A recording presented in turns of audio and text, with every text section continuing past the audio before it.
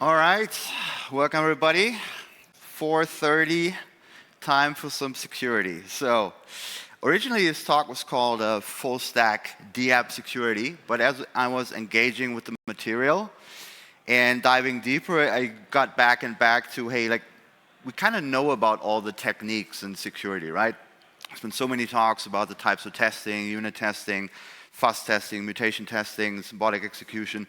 I feel like the techniques are mostly known at this stage, but if we all know about this stuff, then why do hacks and exploits still happen at such large scale, right? And I believe at least a part of the answer is culture. And that's why I want to focus a bit about how you can define or redefine your culture in a project to ensure hacks happen less frequently. My name's Philip. I work for a company called DApps. We're a platform to launch decentralized stablecoins and EVM blockchains. We're the company behind the Celo stablecoins, such as the Celo dollar, CUSD, or Celo euro. And we just recently launched the Kenyan shilling, so we're trying to launch local currencies.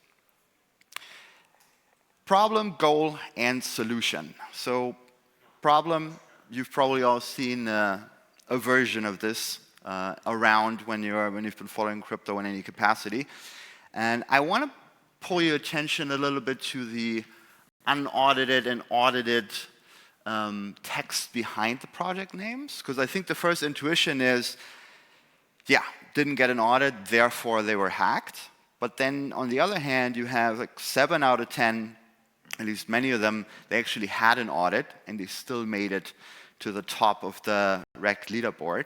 So an audit is good, but it's not enough, right? Don't get me wrong, I think it's really good how deeply we value and have enshrined audits in crypto and in DeFi. Like, coming from a Web 2 background, nobody was thinking about getting an audit for launching a backend update, right? Even in banks I've worked in.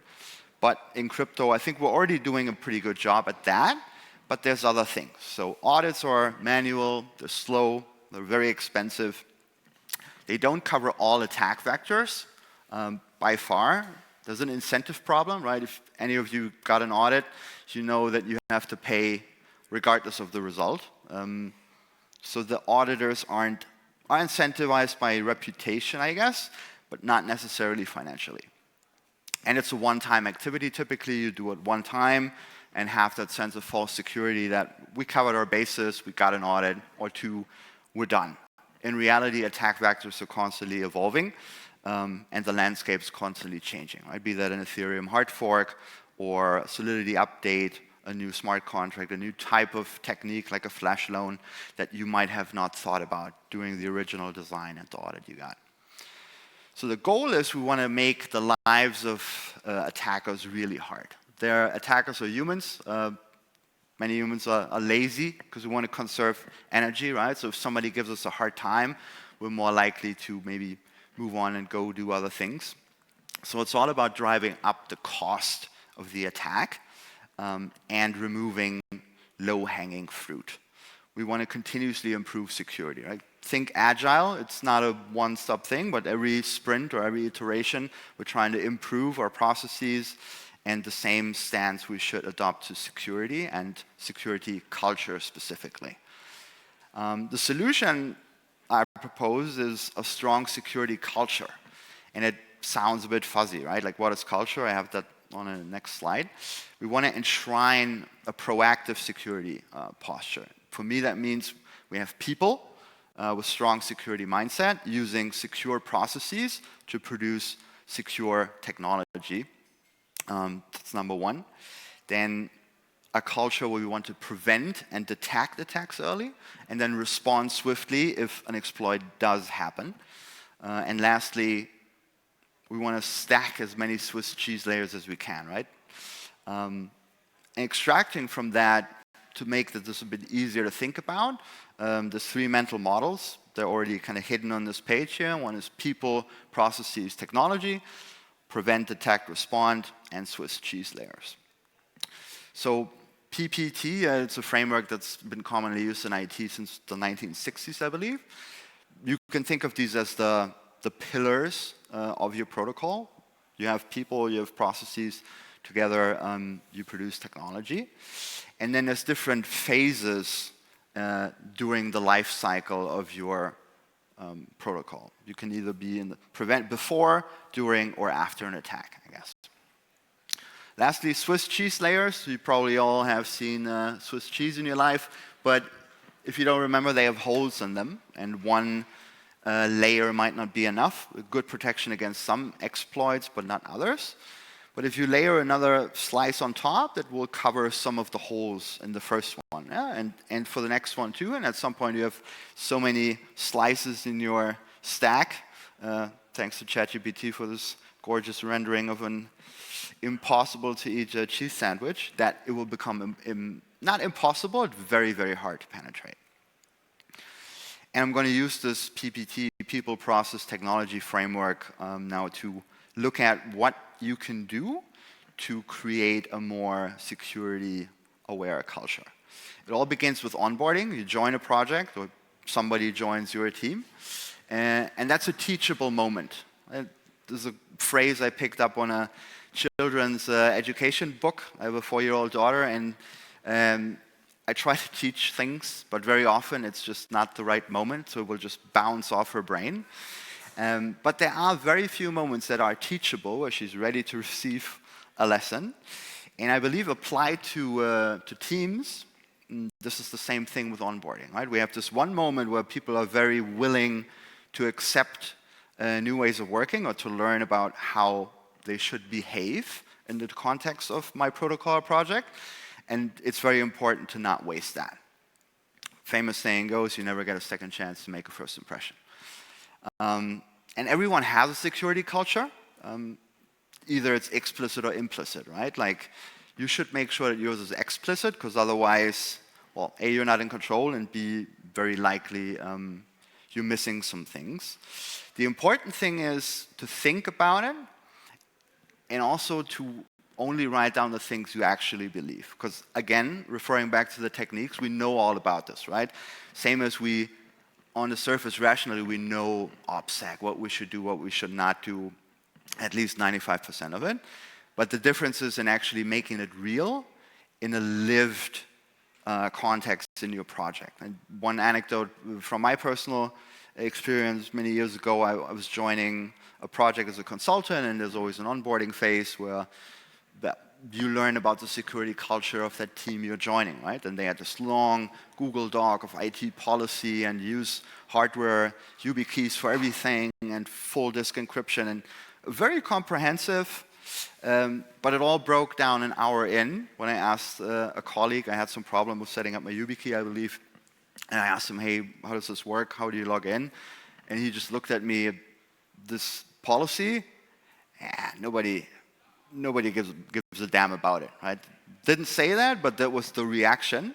And then, poof, your culture basically is gone around security. So it's very important that you actually rather do a little bit less, but the things that you do write down and teach during onboarding of how to behave, make them explicit. So the takeaway that new joiners to your team or to your project should get is, wow, like, they actually take security seriously here.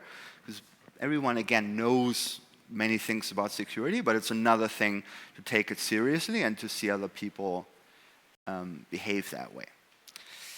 Access controls, share credentials on a need-to-know basis. I'm mentioning this because I feel this is a bit at odds sometimes with the culture of DeFi that I guess we all like, otherwise we wouldn't be here, where it's very transparent and open and encouraging of sharing. And I do love all these aspects too, but I have experienced it a few times that this kind of translates to, yeah, I mean, everyone should be able to deploy. We're all equal, right? Everyone should be able to deploy to the front end to production, or have the deployer key and some .env file unencrypted on a local machine, which, let's be honest, many of us still do.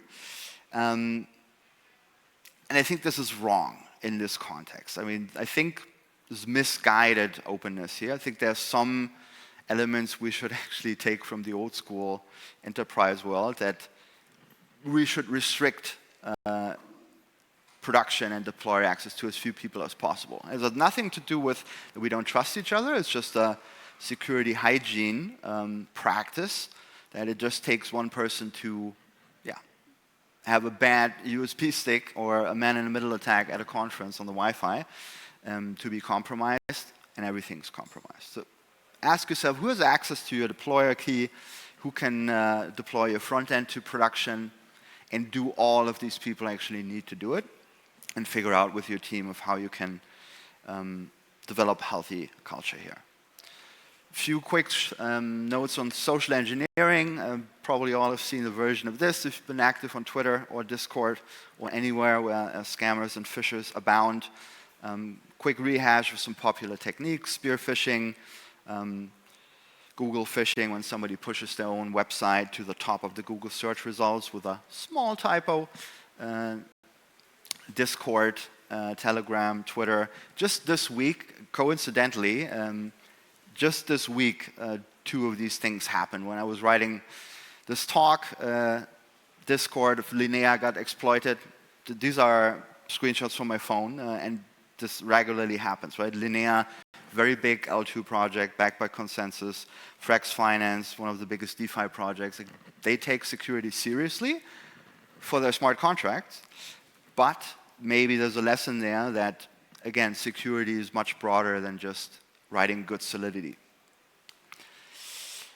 One technique that's popular in more traditional contexts is security awareness training. You can think of it as an anti-phishing vaccine to help build a security conscious culture. And especially as engineers, I feel like we all sometimes have this misguided belief that we know, and we've been in tech for a while, it can't happen to us.